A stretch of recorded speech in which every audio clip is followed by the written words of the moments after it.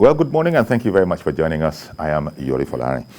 Well, thank God it's a Friday, and today I thought we'd look at the news that broke yesterday following the first security meeting that the President has had since coming back from his 18-day trip to the UK, where he, among other things, attended an education summit and also took care of his health. But he's back on the block, and he had this meeting yesterday to sort of review. He was reported to by his security chiefs, the operators, as you know.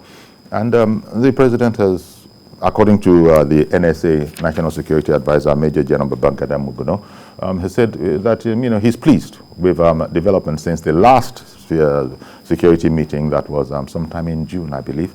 That between then and now, there have been great advances. But the rest of us, that is, regular citizens, Franco Lize's common man, we see that there is a definite challenge. It doesn't matter where you're looking at in the country. It's not just in the Northeast. If you were to, even in Lagos here, for example, arguably, things are probably a bit better than just about everywhere else. But even here, we've got to the level of lawlessness and banditry. You're talking about people just, in traffic jams. There was a time when there were those scary incidents when there's a gridlock.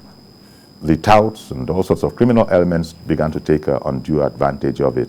Although Lagos State Police Command moved swiftly, and perhaps the situation is getting better. But we wanted to look at the situation from, a security point of view, but not necessarily a professional security point of view, but that the President is concerned about security. In fact, the National Security Advisor said that the President is insistent that he will not leave the insecurity, let me not call it a mess, the insecurity situation. He will not leave it as it is when he leaves office in 2023, which is good. And it also means that the President also feels what a lot of citizens, because the kidnapping is going on all over the place.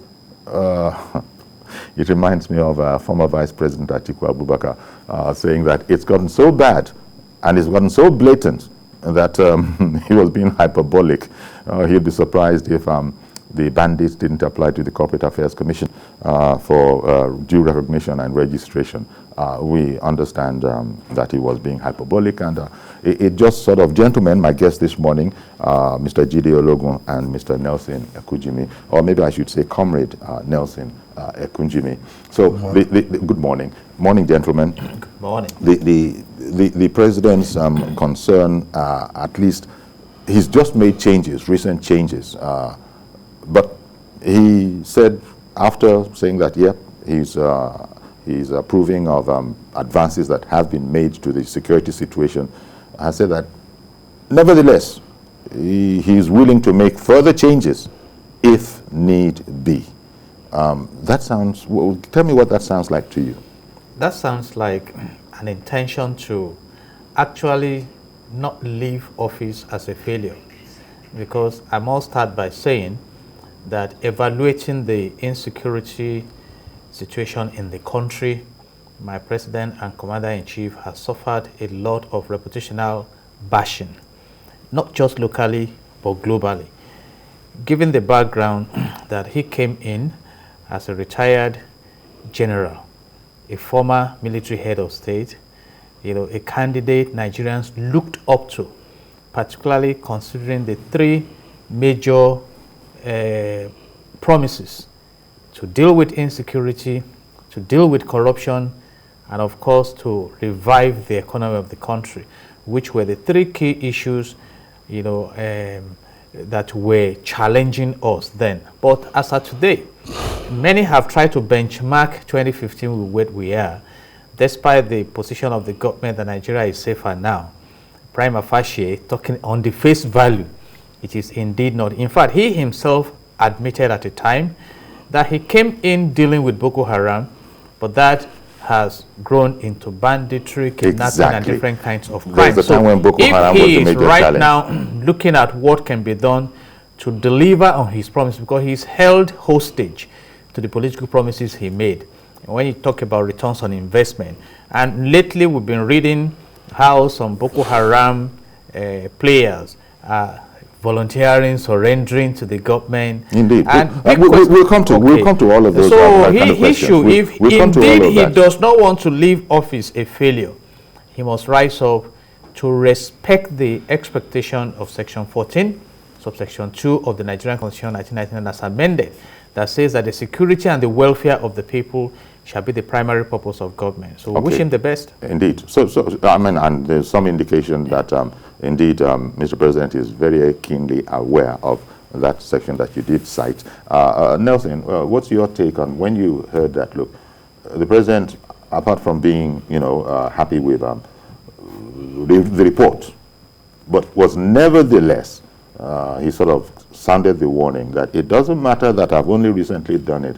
Should there be a need, which nobody has said there is yet, at least from the presidency, he will not be shy to change again. I mean, just that whole attitude in there, saying that should there be a need, he would not shy away from it.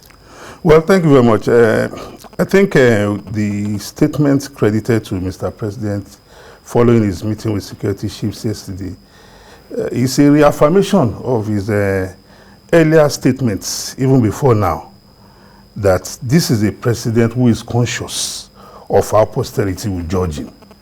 He wants to go down in history as a man who came, who met challenges, and who confronted them, objectively and sincerely. Looking at the fallout of the meeting, I'm not surprised. Unfortunately, we live in a climate where even as citizens, we believe that all our problems can be solved by our leaders, forgetting that even as followers, we also have a role to play, that our leaders are not angels, they are not saints, and they are not spirits. We're talking about insecurity today or other challenges that have been confronting us. And you recognize that some of us, is like we delight in this negativity which is bedeviling our country. Meanwhile, we must also recognize that when these problems occur, it will not only affect the leadership, it will also affect us as followers, because it will be affecting our land, and nobody is immune. So, I reading what came out from that meeting, I was very happy, and you can see that as President Muhammadu Buhari somehow is doing an introspection of his tenure in office, the man is very, very much, conscious that, look, I'm not going to leave office a failure. The expectations that Nigerians, bestowed on me in returning me to office after 2015 and 2019, I would try as much as possible.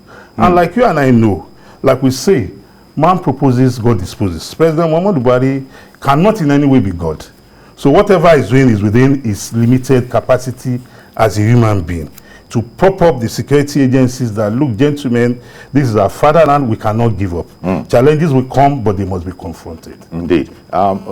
Interesting, the word, failure comes up about him being paraphrased. I will not, leave office a failure. But I think we're talking about the security aspect. The president definitely, if he can't take that problem out, might consider that was not a success. But I don't know if that equates to the whole bag, leaving office as a failure. But I guess we sort of understand the sense in which that was said. It's not about failure. It's about failure in this particular. If we can't get this situation, if we can't get rid of this situation where groups are attacking, abducting people, kidnapping people, and are demanding ridiculous ransoms. I'm saying ridiculous ransoms. If these people are not shy to actually contact the family of some of the victims and be asking for 20 million naira. How many Nigerians, and they don't always go for, high net worth individuals. First of all, you won't be able to get near those, arguably. But the blandness of everything, the total attitude of those guys kidnapping people, where do they get figures like 10 million, 20 million? Some they decide are worth 50 million naira. It's like they've lost a sense of value for money. The Nigerian, the ordinary Nigerian that sees 1 million naira actually will think of it as some sort of an achievement. Or you wanted to say they have gained a sense of value for money. Because before we continue, we have a package on this, so as well to keep us grounded. Let's take the package that we have on it, this insecurity situation where the president has said that he's not about to fail on that particular aspect of his stewardship. Let's look at that. There has been no doubt some encouraging developments over the past 3 weeks, during which security forces stepped up the battle against insurgency. While it has resulted in more Boko Haram insurgents giving up their arms and surrendering, Nigeria is not out of the woods yet. The mass surrender of insurgents has been met with mixed reactions. While some experts think it is a sign the insurgency may be at an end, others warn that this be viewed with caution. The firepower of the troops, of the Nigerian troops, are such overwhelming to them that they no longer have freedom of space to operate. They don't have respite. They don't have sanctuaries. So they have no option than to surrender their arms, renounce the membership of the evil association, and then come to terms with the expectations of normal human beings to say, I'm no longer interested in shedding blood. Not just welcome them with open hands. You don't know their motives. We need to be sure that they're coming out genuinely in search of peace, in search of restitution. Know that they're up to something else. On the other hand, acts of banditry did not let up within this 3-week space, with Katsina, Kaduna, Niger, Zamfara and Plateau states becoming flashpoints.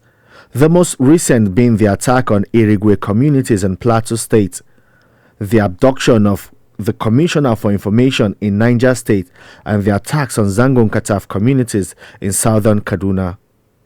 Attacks on travelers in the Rukuba Road community in Jos North, which has resulted in reprisal attacks, and declaration of a curfew in 3 local government councils present a worrying scenario, as it suggests a lot still needs to be done by security agencies in protecting the people. These would have formed part of briefs given to the president at this Thursday security meeting, while plans to bring a decisive end to the challenges will be formulated. We have to use everything at our disposal, all the elements of national power, including the population. The wider community needs to work with the security agencies to deal with these problems. Responses can't be fast. We can't act on stale intelligence. And that is why, as things are happening right from the grassroots level, going all the way up, the local government, the state governments, and then of course the federal government has its own part to play. People should not cover for those who they have identified as unscrupulous, undesirable people. And we also assure Mr. President that we will put more efforts, more sacrifice to ensure that crime and criminality is brought to the BRS minimum. With strategies, changing strategies, improving on our assets, intelligence asset, and other assets to make sure that we are above and ahead of crime and criminality. The unraveling development in Afghanistan should also be of interest with the return of the Taliban to governance. Afghanistan under the Taliban had been a haven for all sorts of extremist groups, and there are those worried that extremist groups may find support from them with their return to power. But experts believe Nigeria need not be worried that these may impact on insecurity. Every of the incursions have a counterforce against them. In our own area, probably it's possible. I mean, I consider a fact, but I also believe that it might not be easy for them in our country because we have a counterforce that is equal to the task. In all, it is hoped that the security meeting will come up with strategies that will ensure citizens across the country can live in peace. Okay, so that's the report then by Femi Akonde, the Deputy Bureau Chief in Abuja. So when you look at what is already out there that we know, of course, I think that report was put together before the meeting, but now we have the meeting and we've had the president's commentary on the contents of the meeting. The other big news is that Boko Haram has surrendered in unknown numbers, unprecedented numbers from before. And this, you've got to credit, our boys in uniform. This is all coming from what has been described as the incessant kind of pressure that has been put on them. Then we also have the whole matter about some Boko Haram fighters surrendering differently, just giving up the fight. And Nigerians are still discussing what it means when they say that they are repentant Boko Haram, fighters that are being adopted or taken over by the authorities. Not everybody is in agreement, really, that that's the way it should be. Some people are saying that they need to pay for their crimes. You can't just whitewash them. But I don't know. That's probably in the detail. But you've got to give it to our army, to all the people on the field. They have put Boko Haram on the back foot. Absolutely. Yes, I think we must commend the security agencies for what they have done so far. But looking at the issue of the Boko Haram members repenting or surrendering, I think people must recognize one fact, that we must learn to crawl before we walk. And why do I say this? These boys or men and women have surrendered. The Nigerian government or the security agencies, when these elements surrender themselves, it is not that they will tell them you can go home.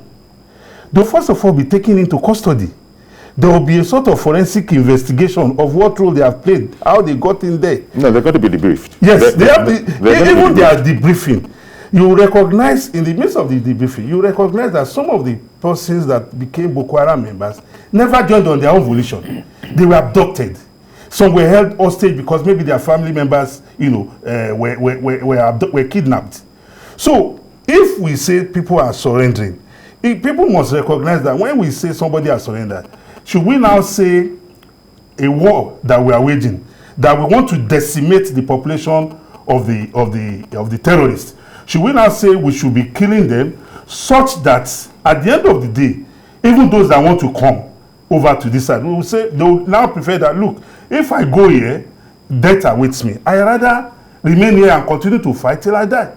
And in that case, we will be suffering the casualty. Okay. The casualty will be on both sides. So what you're saying is that there needs to be understanding for the policy. From the populace, yes, for the policy of taking on, I'll come back to you. We must strengthen the security agencies' civil relationship.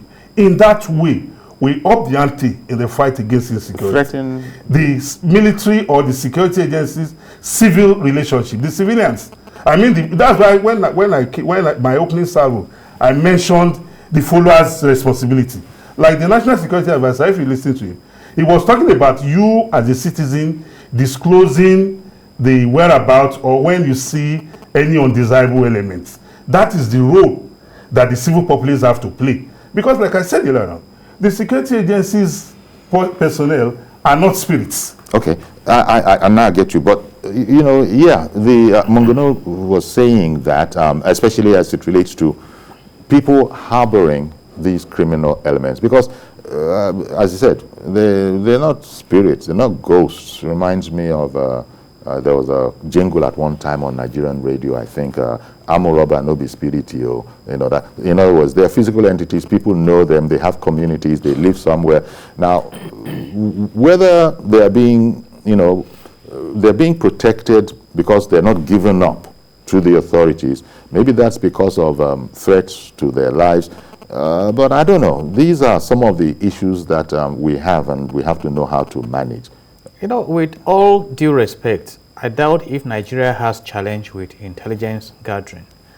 And I've mentioned that we have over 40 security agencies, available to the government. In fact, I must commend Nigerian citizens for cooperating with the federal government in this fight against insurgency, whether you want to say in the northeast or in the southern part of the country. After all, recently, Sheikh Gumi came out, he met the bandits, except we are classifying Boko Haram as different from all these in this insecurity, and told Nigerians that the government knows where they are. We've had several reports. He took photographs with them, all right, and he recommended what can be done. We've had citizens going to tell the security agencies, these people are here. Several reports. And I think what makes my heart rejoice now is that the government is waking up to this responsibility. But if I don't want to fly in the aircraft or putting any blame on the people. The people are groaning, running helter-skelter. How do you position the fact that people are even saying, government, you don't need to pay ransom to these kidnappers. If you even claim you're not going to pay ransom, let's pay. And the same government is coming up with a law to prevent people from paying ransom. So we need to balance all this. What I have to say is clear. Nigeria is the greatest country in the world. Whether we claim that what happened in Afghanistan cannot happen in Nigeria, I must say that in the last 8 years or so, let me be generous, that what has visited Nigeria is strong enough for anybody to be bothered. From the report I'm going to give us also, they are also considering what is going on in northern Cameroon. You see, now we are talking about repentant Boko Haram. So we don't have any business with repentance. But the government is not a church. Now these guys that have repented, they are coming back to the most prosperous society in the world that can integrate them economically so that they can stop their radicalization and the bloodthirsty disposition to life. So now they are now migrating to other parts of the country to add what value to the fate of the country. So these are issues we must consider. And we are saying that, in fact, Moguna also mentioned the case of food crisis that we have. While dealing with this obvious insecurity, deal with it in a way that we can carry the other issues along, how to revive the economy, ensure that we provide jobs, infrastructure, and things that can support good welfare for the people that will not, push us back onto the springboard of even going into the crime at all. And let's deal with, who are those who started this fight against education? Are we not bothered? How many schools are open in the north? Now I read that in Kaduna State, they are reopening schools because of a special exam and they'll be wearing mufti. Okay. So we need to deal holistically with the fact that this country deserves prosperity. Let's work in a way to position us. You've been quite generous to us, to Nigeria. At one point you said Nigeria is the most prosperous country in the world, and I'll take it, be positive thinking and all of that, but I dare say, some patriotism, but we still have a bit of a long way to go to becoming the most prosperous country. Our country has the largest deposit of proven gas in Africa. Potential Potentials determine the journey of life. If you maximize it, and that's what we are saying. Let government focus on that. Okay. What is Rwanda doing? Okay. So what we're doing today, as you for sure know that, usually we'll get security people to talk about this, security professional, but the security professionals are working for you and I. They're working for we, the ordinary people. So we're taking some of those ordinary perspectives now. How do the ordinary people see what is going on? What would be their take on it? It might be different from that of security professionals.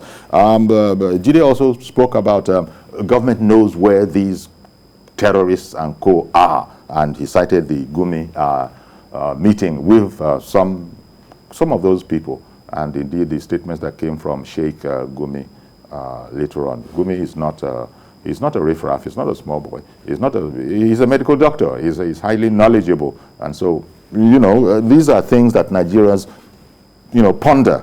Good morning, Mr. George, and thank you for holding on. Go ahead, please. It's not the usual Mr. George in Lagos. Good morning, please. I want to comment on what DJ just said. Okay, go ahead then. Yes. You see, this country is a very great country, and we have a very good nation. Please continue. Hello? Please continue. We heard what you just said. But continue, or is that it? I want to comment on what just Jide said. Yes. You see, this government aware of everything that is happening on this country. Can you hear me? Yes, loud and clear. Please continue. Don't break. Don't stop. So we didn't know. We didn't see how. We didn't know what is happening on this country, because what is happening now? How many months now did Nigeria has been collecting, accepting some people that they are Boko Haram, repented, whatever. You see, this government has agenda on this, because all these repented Boko Haram, they are collecting them so that they will use them against 2023, so that they will get more votes than like what happened on 2015. Haba. I mean, you really believe that, Mr. George? Okay. Of course. All right. Of course. Okay, we've heard you. Thank you very much.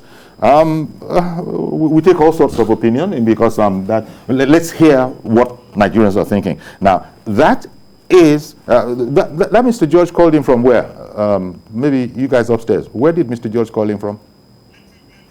From Plateau. He called in from Plateau State. That's not where, there's another Mr. George in Lagos. So you just heard the point of view of Mr. George calling in from Plateau State, and you have a multiplicity of views. We still have to manage, we still have to meander in the midst of this situation. But in the midst of this situation, such comments are very, very unfortunate. Sorry, before you continue, let me take Ibrahim coming in from Kaduna State. Good morning, Mr. Ibrahim. Good morning, Uncle Yori, and good morning to your two guests over there. Indeed, thank you. That's been Ibrahim coming from Kaduna. Thank you for calling. Quite interesting topic this morning as well, because we are talking of security situation now. From the point of view of we, the ordinary people. We have a big problem in our hands. Okay. And when our leaders do any mistake, we should just say we will condemn them or cite them, but not perverting them here and there, up front and back. But if they do something good, we should also applaud them. You see, Mr. President has come out yesterday and tell the security chief and other security agents that, look, he don't want to leave Nigeria in failure. It's a good point, quite okay. And we should also use that as an opportunity for us, or avenue for us, to help fighting these challenges in our hands. Why do I say so? You see, security is everybody's business. It's lucrative business for people, and it's everybody's business. We see, Nigeria today that we find ourselves, we don't have any nation than it. Until we fail to do the right thing and help government and security personnel themselves to fight this menace, we are in a big trouble. Now you can see it's great all over Nigeria. Last time they were saying it's only in the northeast. Today it's everywhere in Nigeria. You see, like Mr. Yori, all of us must help fighting. Mr. Government has won the security chiefs and their artists and all their men. Now it's left for we now the individual to help fight as well. Because we know all these people, they live within us. They are in our environment. We always move up and down with them. Now it's right time for them to help them to fight, because Mr. President, the security chief, and the national security advisor, they are not spirits, neither a ghost or magician. So we should help fighting. By the time we start calling these criminals, they are really that no, this is where they belong to. What are you doing here? You see any cases that is not friendly? What brought you here? When did you come there? Where are you from? Where are you heading to? Please come down. We want to know your identity. If we do that, we want to detect these people. Another thing is this again. Our politicians, please, they should stop deceiving us by saying the right today and saying the wrong tomorrow. It will not helping us. We know the right people. Politicians today, they are just want to play their own politics in one and there. But the stand and the they just took this yesterday is the right step to the right direction.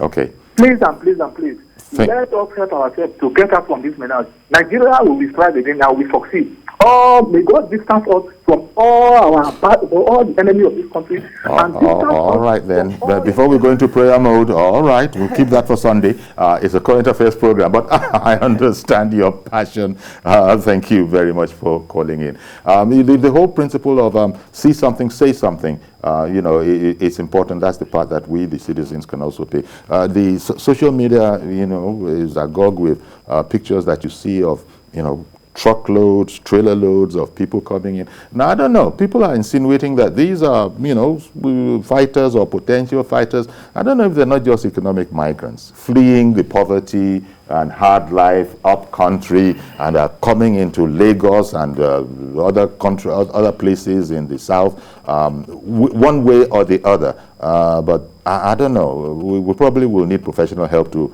help us understand what exactly is going in. Are all those people coming in, are they actually potential threats, or are they just people? Maybe it's no different from Africans trying to get into Europe, getting to Italy, and the way you look at it, but we have a different situation here. Don't comment yet. I've got to go on a quick break. I'll come right back to you, but stay with us, please. We'll be right back.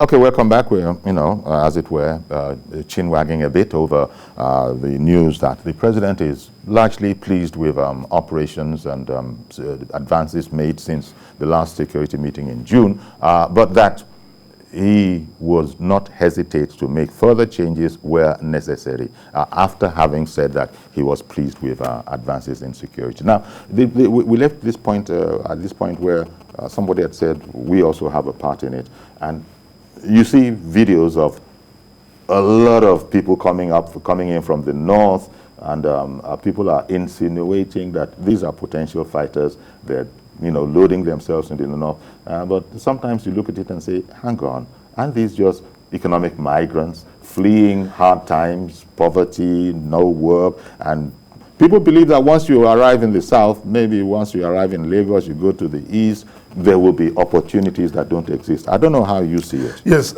I think I want to look at it from the point of view that a lot of these persons are economic migrants, people who are running away from the harsh conditions where they domiciled before, looking for better opportunities.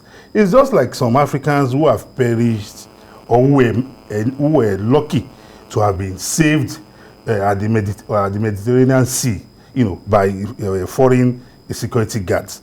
And even as at that, this influx into the south is also a threat. It's a threat economically, it's a threat socially. Because you look at the environment, where are the job opportunities? For example, there was a time I visited a detention center, and we were civil society, persons, and we interviewing some of these guys who were arrested, walking on the road. Mm-hmm. And lo and behold, mm-hmm. almost 95% of them were persons of no fixed address. Of course. So if such persons, when you have persons like that you don't have any relationship to anybody here in Lagos, you ask him, how did you come to Lagos? He will tell you, oh, I was living formerly in Owerri. I was in Gongola, Yobe. And where's your brother? Where's your father that you are living with? And the man is like, look, I just heard that, there's opportunity here, and I saw a truck coming down here, and I jumped on it, and here I am trying to make a living. There's a lot of that. Yes, there clearly is a lot of that. Because of the fact that we... But I also appreciate what you just said, that one still has to be careful, because whereas there's a lot of that, the situation could be seized upon and you smuggle in some other crime people. Could come Mr. Afolabi in Lokoja, good morning, sir. Can you hear us? Good morning, Mr. Afolabi in Lokoja. Well, no. Give me your thoughts on that whole matter. I tie with that brilliant submission, and I want to focus on what could have been done and can still be done. I know that right now the total indebtedness of my wonderful country is about 32 trillion naira. It was about 12.12 trillion in 2015. Assuming, sir, that out of the 36 states in the country we have been able to generate about 4 economically viable territories within each of the 36 states. How many economic hubs will we have to assimilate the growing population of Nigerians? And we now support the education system, deal decisively with fight against education to empower the minds of people to do business. We now ensure that our refineries are functioning, that we bring down the cost of businesses in the country. We will not have the situation we have now, because the big question now is that Lagos claimed to be around 20 million, qualifying it for a mega city. I'm sure now that if we do a proper census in Lagos, Lagos is likely to have double of that population. How do you sustain that in terms of infrastructure? And that is why we start talking about robbery in traffic and everything. So the government should look at harnessing the commonwealth for the common good. I've expressed my concern about how much we are spending on insecurity. Insecurity is not an industry. It is a threat to a nation. And the motto of this country says peace and unity, unity and faith, peace and progress. We need to ensure that, because, and I keep asking this question, I have pictures and videos of how these people are migrated into Lagos. Even those who are in Lagos already, what opportunities are there for them? This is this is where they might people might get it a bit confused. People just land in the cities in the south under this illusion that don't worry, and other people do it. Our people used to do it, probably are still doing it, going abroad. They don't really have anything that they're going to do over there. But look, it's a greener pasture. When we get there, we'll sort it out. Now the big question, sir. Yes. The big question. People are probably doing something like that. Now, people are migrating, and I'm saying this out of sense of research, from the north to the south. Why are people not migrating from the south to the north? Why can't you fix that problem that is pushing? These are people who should be engaged in farming, producing food. If the industries are functioning very well, be actively engaged in economic activities. The society, don't forget that the society is totally different now. In our elementary days of economics or commerce, don't forget there's always this topic of rural-urban migration. Absolutely. That, there's a need for government to establish industries and other economic means of livelihood for people in the rural areas. Exactly. And that is why the issue of motorable roads, such that when industries thrive in the rural areas, and we have a lot of people domiciled there, they can just, what they will only be bringing to the urban centers will be the produce of their farm, and it will be at a cheaper rate. Excellent. So I agree with you absolutely that one of the problems we are confronting in talking about the issue of insecurity is the need for the government to put on its thinking cap and ensure that they create an enabling environment that will get a lot of our youths gainfully employed. Indeed, because a lot of people, commentators have said to us that, look, all this insecurity and all of these problems is coming from, how does one put it, a lack of the effective management of the economy. Or lack of job opportunities. Well, it's part of it. It's part of it, employment and all of that. Mr. DME in Ikorodu, good morning, sir. Good morning. Quickly, please, we're waiting for you. Well, I just want to talk about some few issues that have been very, very damaging that I've been discussing by those two gentlemen. Number one, the issue of people participating in the security situation in Nigeria. It is difficult for people to participate in the security of Nigeria. And you know why. Now, the people that people can report to, that can easily report to where they see things that are going bad, are the police stations. When you get to the police stations, you meet the corporals, the constables, the corporals, and all of those kind of people. These are people that, fraternize with criminals. If you report to them, before you know it, the criminals have information about your coming to report them, and then they come back to deal with you. And that has been, you and I know that this happens in our community. Very few people have access to very senior police officers. So how do common people, the people you see today, people on the street, how do they participate? Okay. These people they will report to are the same people that will report them. That is number one. Number two, people coming from the north to the south is a time bomb. Because most of them, you don't know. You don't know where they come from. You don't know their intentions. You understand? And we hear all kinds of things happening in the north. How are you sure that these people that are coming are not part of, people who will tomorrow create problems, challenges, begin kidnapping, begin all kinds of criminal activities? Okay. How are they profiling them to know that, okay, this is this, that is that? Okay. What are their people up north? What are they doing with their own revenue? What are they doing with their resources? Why are they not helping farmers? Okay. What is federal government doing about all of those people who are collecting, ransoms, Boko Haram? How does somebody collect 50 million naira, 60 million naira? How does it carry it? How is it that government cannot trace those money? All over the world, when ransoms are collected, they are unable to spend it. How are they spending the ransom? They are making criminals lucrative up north by not tracing how they collect those money, how they spend those money. Okay.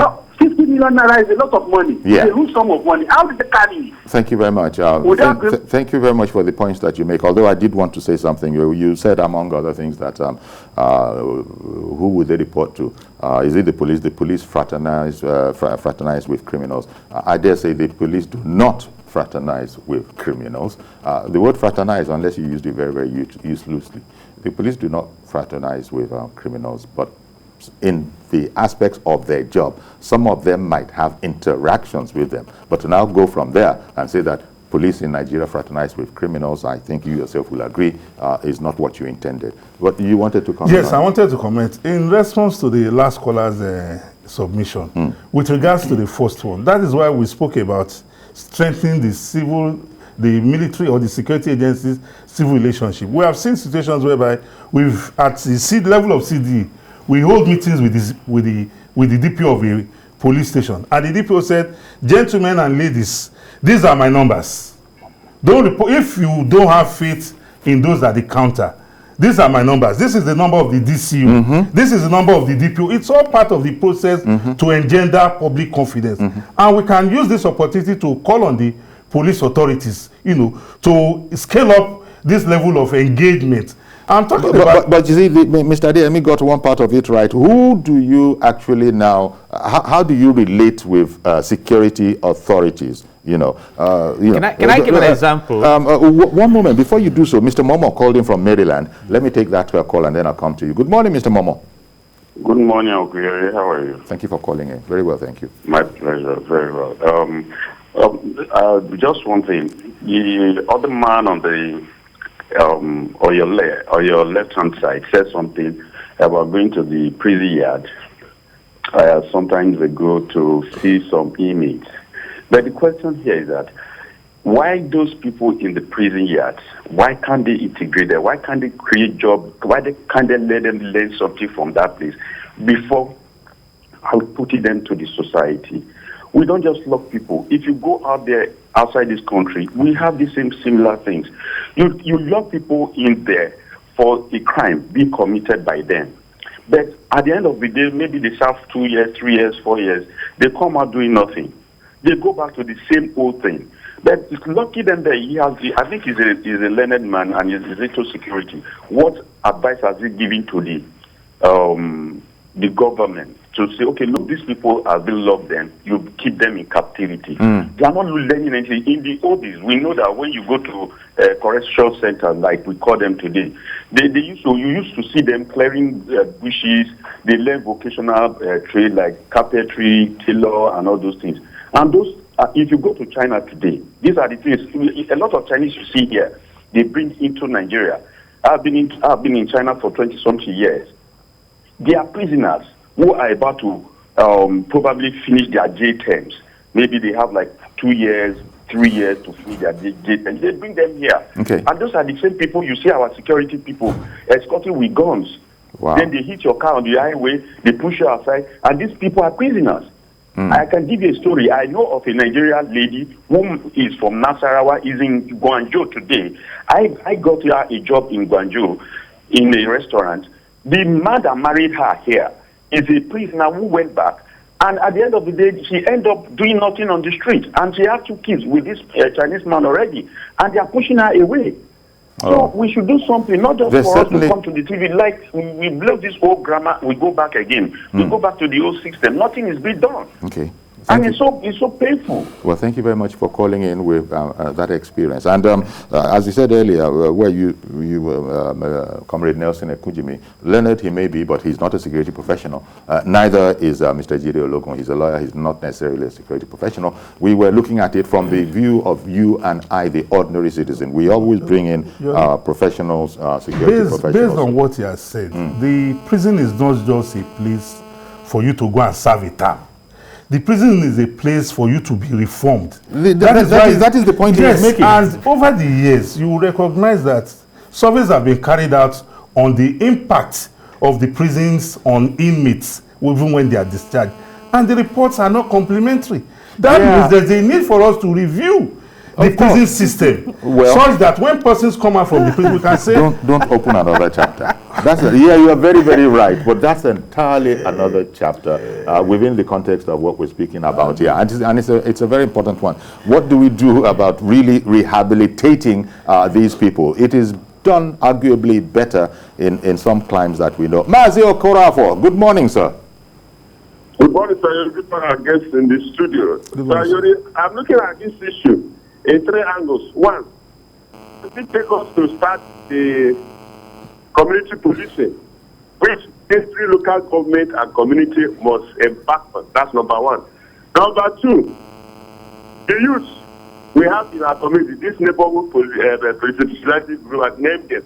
What does it take us that honorable members, both Senate of the state to sponsor all these programs, all these neighborhood watch and so that we have 3 stages of morning, afternoon, and evening duties. Number 3, Peace Corps. What does it take us? To me, what I'm looking at the Peace Corps that Peace Corps shouldn't come into the state or other areas to do their work for security. They should be positioned into our forest. And this is where people farm, all those farmland. Then the Peace Corps, a special Peace Corps, their job should be inside the forest. Anybody that joins them know that their job is inside the forest, not inside the urban areas or inside the if the government can listen and assume on these 3 things, I think we have seen what is happening in Afghanistan, where the Taliban took over the government. People are running away from the country. And if you see how some people want that 19-year-old for that good footballer, how he died, trying to enter plane that was about, which is at least everybody see that clip. You just over 7,000 people entered Italy, leaving a country where Taliban said they want to rule the country. You see what happened in Afghanistan, which is very, very tasty. It's not good for us. Now you ask yourself, those who run away from Afghanistan, where are they going? Which place? I think they're going to other countries.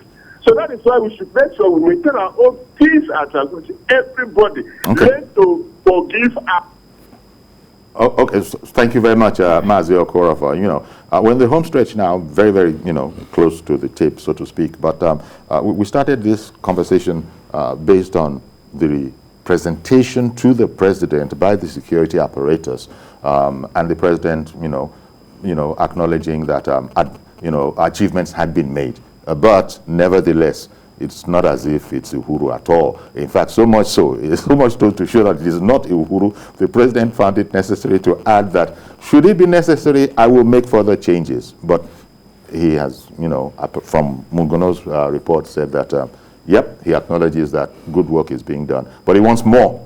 And that's, I think, the operative thing. He wants more, and I said that if he doesn't get it, I'm adding my own thinking to it. If I don't get it, I will make adjustments. Time is ticking. Time is ticking.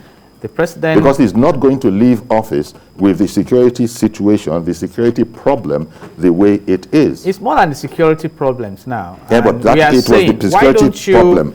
Harmonize the efforts of the government towards dealing with the foundational causes of these symptoms. I hear you. And that will help us. I hear what do we do about the economy? Yeah, I know. I know. But how do we begin to implement our laws? I'm still worried, sir, that some bandits are operating freely in this country. It's an anomaly. That is the problem. And we have the apparatus of government to ensure that they don't. So if we don't get serious about consequences, in fact, new springboards of crime will be coming up, because like the case study of Lagos State we placed on the table this morning. Imagine that about 300 young ones come into this Lagos with the expectation of making fortunes within 1 month, and in 1 month they are struggling to eat. Can they begin to group themselves? So what system do we have to channel them appropriately and begin to snatch phones in the night, begin to attack people in vulnerable societies? And so these are things we need to look at. Indeed it is, especially as people can move as Nigerians, wherever you are, people can move from place to place as Nigerians. And so we're going to have to operate within the law. But what if the theoretical case of people moving just because they've heard of this story that the streets of Lagos, for example, are paved with gold, they come, they find it isn't so, and then they'll go on to other things. But, and the place they should go back to is ravaged by bandits and kidnappers. So what do? They become radicalized and desperate, and they become threats to the society. That's what we are talking about. So there are many aspects to Mr. President not leaving the stage with the security matter, the way it is. There are many aspects to it. Absolutely. And I think that's what we're sort of calling attention to. Yes. Last word from you, because Jide has also had about 2 or 3 last words. Yes, the last word from me is that we as citizens, we should engage the system the more, so that we get the better part of it, at the end of the day. It is never too much to continue talking. That is the way to go. Okay, and and I'm particularly happy that Mr. President, as it is sort of watching it very, very keenly. And whereas he's nodding to the people, to the boys in uniform that, okay, so far so good, but I just, you people are just had better be on the straight and narrow. The moment I am not satisfied, I will make changes. I think that sort of sends, a positive vibe to the society. That is his duty. Yes, and we wish him the best. Indeed. Thank you very much, Jide, Mr. Jide Ologun, lawyer and public affairs analyst. Comrade Nelson Akinjumi, rights activist, social commentator. Thank you, gentlemen, for giving us the benefit of your perspectives on it. So that's our program, indeed. That's our program today. We don't do Saturday, so you'll see us on Monday for a fresh edition, if you will, God willing. But then the COVID-19 thing is still very, very much out there. Do what you can to, just act accordingly. All the protocols, do not poo-poo them. Social distancing, washing your hands. If there's anyone I've just forgot now. But the other big one is do consider getting the vaccine. I'm Yori Folarin. See you on Monday, God willing. Bye-bye for now.